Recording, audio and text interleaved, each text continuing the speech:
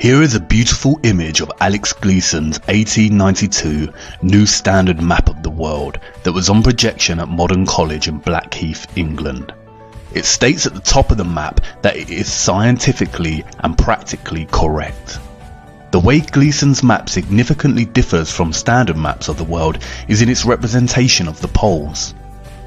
As you can see by comparison with a conventional world map, the primary difference in Gleason's map is that the North Pole is actually situated in the centre of the Earth, and upon first glance the South Pole, or what is known as Antarctica, appears to be missing. Upon closer inspection, however, you realise that Antarctica is indeed present and makes up the majority of landmass on the map. Antarctica in Gleason's map is an encompassing ice ring that covers the entire outer reaches of Earth. Gleason's map has become somewhat of a canonical historical document for flat earthers, many often reposting the image on the internet and heralding it as solid proof that refutes a heliocentric model of the Earth, or in other words, proving that the Earth is not a spinning globe in space but a circular, flat and stationary plane. This was not enough proof for me, and while I gravitated towards the idea of a giant encompassing ice wall as a neat concept, I knew that we had a vast amount of evidence proving the existence of space, spherical planets, and entire sciences dedicated to solving the mathematical conundrums of physics. I mean, we landed on the moon for God's sake. Surely if the Earth was flat and stationary, then somebody would have realised by now. These brave souls did the unthinkable. They flew to the moon, they landed, took their first cautionary steps and planted the American flag. NASA sent multiple crews to the moon on subsequent Apollo missions. They even managed to film Apollo 17 leaving the moon. Stage pushed. Mission arm is out there. Okay, I'm going to get the pro. 99, proceeded. 3, 2, 1. Ignition. Right away, Houston. Vector grid. But wait, hold on. If this is footage of the crew leaving the moon and making the journey back to Earth, then who did they leave behind to film their craft take off? And wait, don't you think those colourful emissions on takeoff look kind of fake? I haven't seen any subsequent rockets produce these sort of dazzling colours, and I suppose they did admit that they had lost all their data from the mission. But maybe that was just coincidence. I started looking into NASA a bit more closely, and what I found was shocking. I can say with certainty that NASA is indeed lying to the world, and has been lying ever since its founding in 1958. But don't take my word for it. Sometimes you can't tell people the truth, you have to show them. So let me show you. Buckle up and sit tight, because Houston, we have a big problem. Okay, well, there's a big problem with the blue marble, and I'm going to zoom in here and show you what the problem is.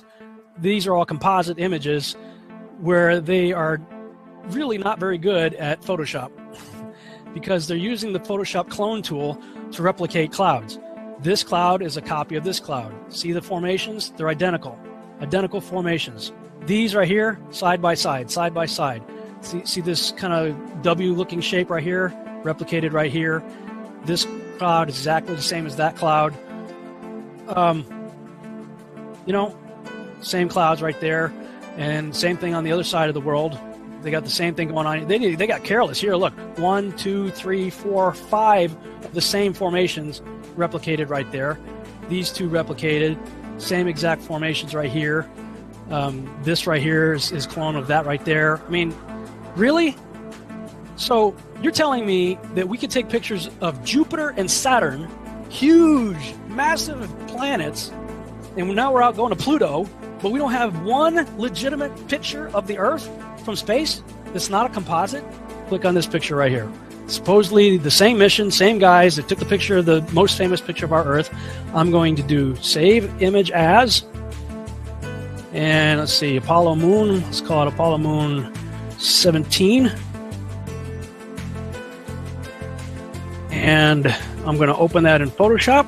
And if those of you think this technical difficulty was planned and think I'm scamming you, go do it for yourself.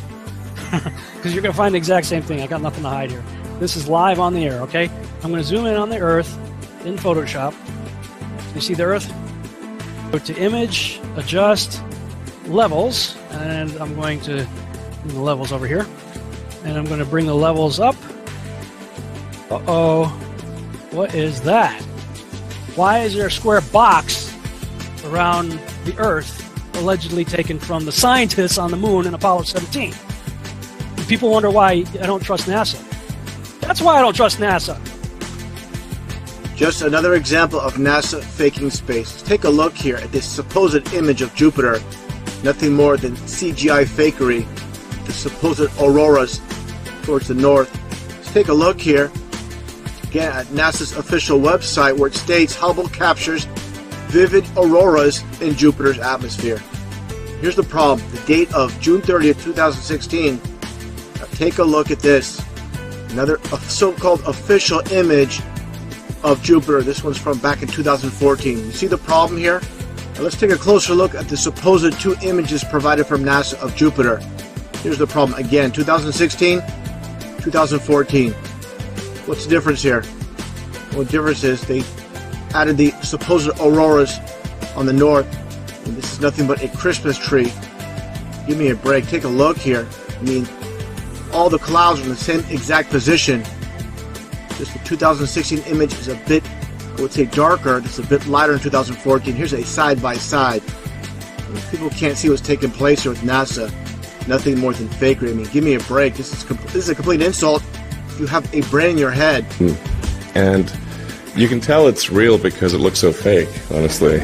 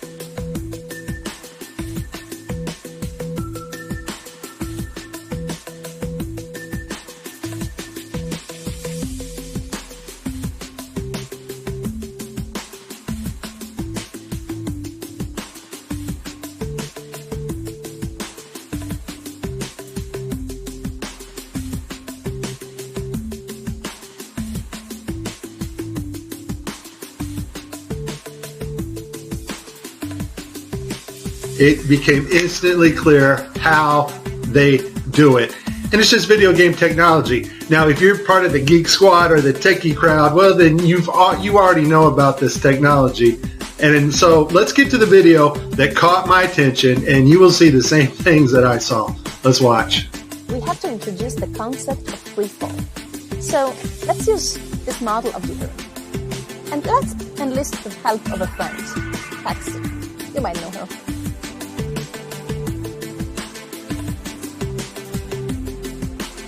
So what is significant about this video is, number one, it was live to school children. Number two, we have this stuffed animal that is transitioning in on another video channel. And the actor is able to reach up and grab this doll in real 3D space and manipulate this doll with their hands. And so the only way you're going to pull that off is with one technology. And that technology is virtual reality. More importantly, though, something called augmented virtual reality is taking the objects in 3D space from a virtual reality world and putting them in our world on another screen, which we can see, manipulate, and touch with virtual reality contacts or glasses.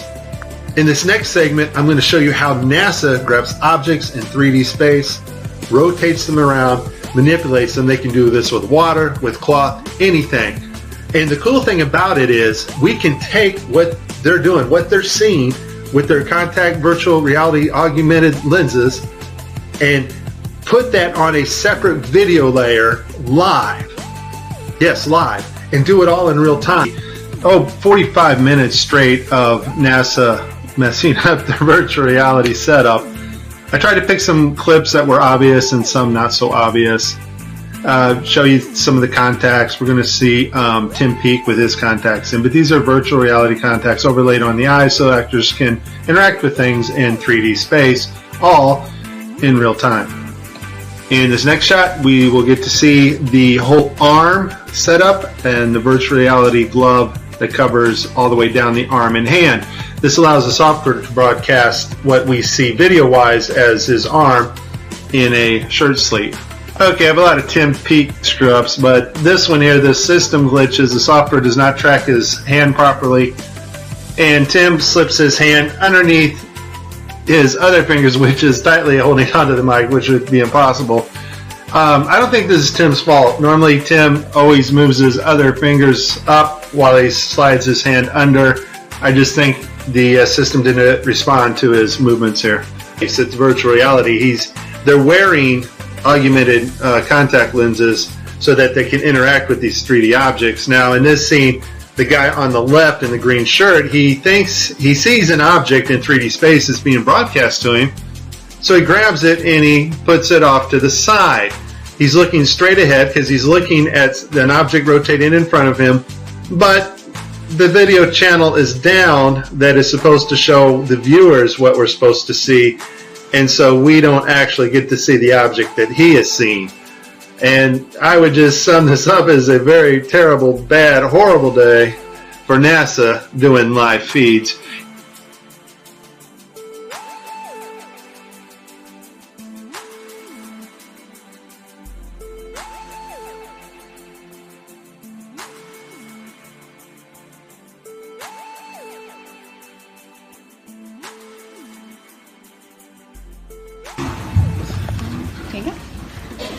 So many times during spacewalks outside the International Space Station, we can see air bubbles rising up. Can you touch on how there are air bubbles in space? Can you be more specific? Air bubbles? So yeah, like a lot of times during the footage, the NASA footage, you can see bubbles coming up out of the helmets or kind of from underneath you. How do you explain bubbles in space? Yeah, I'm not sure exactly what you're talking about. Now sometimes you get water in the helmet, and it's either from sweat or from the cooling garments. And on some of my spacewalks, I had like water in the helmet. Not like I was going to drown in the helmet, but just little bits of water probably came from sweat. Often on the outside of the space station, you'll liberate little pieces of, it's a really harsh environment out there, and the outside of the space station gets beat up pretty good. And sometimes, you'll see just little flecks of paint or something that you might have disrupted floating away from the suit. And, that's generally what that is. I've never seen any kind of air bubble anywhere. Yeah. Could it be that you're filming in an underwater pool and you're not really out there?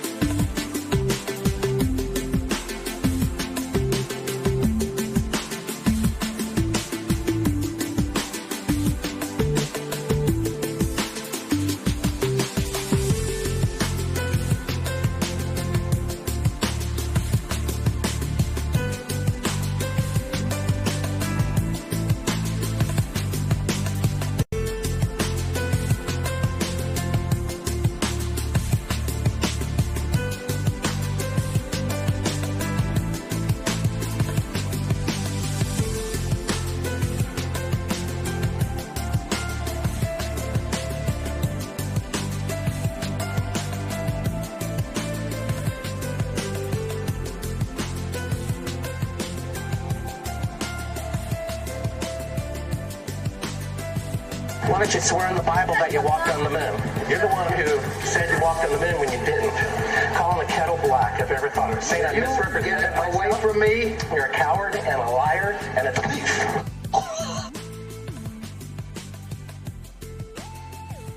And then there is this. Official NASA research into the dynamics of an aircraft that would function over a flat and non-rotating Earth. A flat and non-rotating Earth. A flat and non-rotating Earth. What? I know NASA has a tremendous multi-billion-dollar budget, but why would the organisation waste funding research for an aircraft that functions over a flat and stationary Earth? I thought we lived on a spinning globe in space. Is this not like Toyota designing a new car that drives through lava? It would never be used and would be a tremendous waste of money. This is all fun and games until you really start to ponder NASA's lies. Why would the biggest space organisation, whose vision statement on their website claims that it is their goal to discover and expand knowledge for the benefit of humanity, lie? And where exactly does their multi-billion-dollar annual budget go? In the last 5 years, NASA's total annual budget between 2016 and 2020 totals over a whopping $100 billion. Why would they commit such fraudulent actions if they want to benefit humanity with their understanding and exploration of space? And if we cannot trust the most famous of all space organisations to give us the truth, then is the Earth really what we've been led to believe it is? And then I remembered the 1959 United Nations Treaty, which prohibits and regulates all global activity on the continent of Antarctica and ensures that the continent belongs to no nation. With Gleason's map in mind, I started to wonder whether Antarctica was really what we had been told it was. Was it really a freezing white untouched paradise where, as Sir David Attenborough shows us, penguins play in the snow? Could it really be a huge ice wall encompassing the entire Earth? And then something dawned on me and stopped me in my tracks. How did I not notice? It was staring me in the face the whole time. Gleason's map. Hidden in plain sight in the United Nations logo. Look. The North Pole is at the centre just like Gleason's map. And why is Antarctica missing? Or is it? Upon closer inspection I realised that the logo was framed in a circular laurel. I know from ancient Greek mythology that the laurel leaf came to symbolise Apollo. Apollo again. Just like the moon missions. In ancient Rome the laurel was not permitted for profane uses, and lighting it at the fires of the altar was strictly forbidden. And I knew from the treaty that the UN had strictly forbidden Antarctica from being explored and exploited. Was there a message in this? I started digging, and then I realised that not only did the United Nations have this logo, but also the International Maritime Organization, the International Civil Aviation Organization, and the World Health Organization. The Maritime Organization polices the seas, and the Aviation Organization polices the skies. The World Health Organization controls all health and disease communications and guidance for the world, much like it has during the COVID-19 pandemic. Did the UN's military really police Antarctica with the maritime and aviation, or is it just an arbitrary treaty honouring the last unspoiled place on Earth?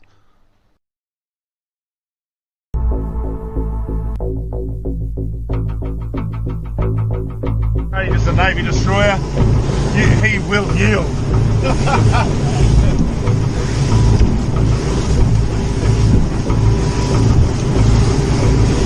He'd be thinking, that cheeky better not cross my bow. Yeah. Stop, Josh. They take it seriously. What did they say? You got to yield. You can't just fucking. They think you're going to charge them. We don't know for sure. But they did say something. No, they did. They come back last call. Yeah, fucking talk to them. Actually going around. He's turning. Stop. He's turning. He is actually turning. He said about the ship yesterday. No, he is turning. Fucking hell, what have we done now? It's turning, Josh. Just sit still. He slowed down, has he? Yeah, he's really slowed down. Not that we were in trouble. What for? It's coming to us. He's got the shits because... By Port Bow, this is Warship Hobart, Warship Hobart, channel 16, over. 16. Yeah. Exclusion area, please report your intentions. Who the fuck's that? We're heading to the shelf to go... Just say we're out fishing, heading out fishing. No, we're just heading out fishing. He's out, boys.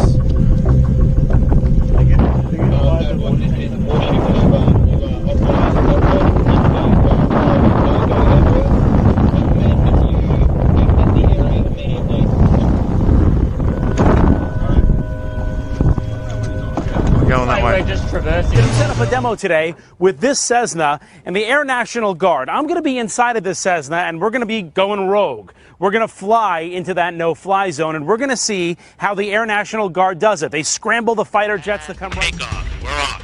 Flying for miles and miles until... Okay, we've just entered the no-fly zone now. Our pilots aren't talking to air traffic control, ignoring their calls to reach them. That triggers an alarm at the Air National Guard base. These fighter pilots scrambling to their jets. They're on alert and ready to take action 24 hours a day. Today, racing to their F-16s, suiting up, climbing on board, and rushing to the runway. Taking off to intercept our rogue Cessna. Reaching the target in just minutes. This is the view from the F-16.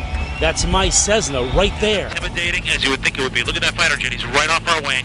Another F-16 swooping in on the right, calling us on aviation frequencies. You have been intercepted. If you hear this transmission, acknowledge the radio call and rock your wings. He wants us to identify ourselves. We're a rogue aircraft, remember, for this demonstration, so we're not going to respond at all and see what this fighter jet... You are ordered to turn to the northwest. The fighter jet giving us one last warning. After all of this, the pilot still won't listen. The plane won't leave the airspace. Will you shoot them down?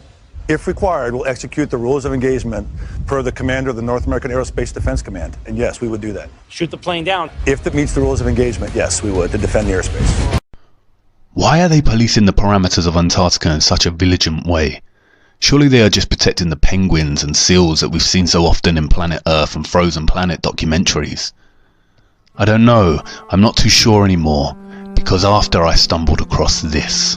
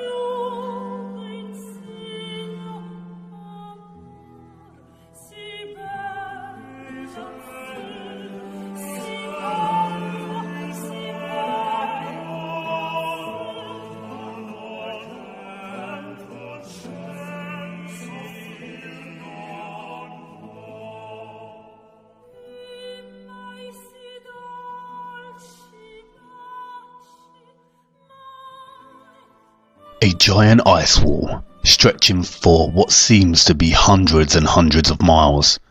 I don't know about you, but I find this footage deeply disturbing.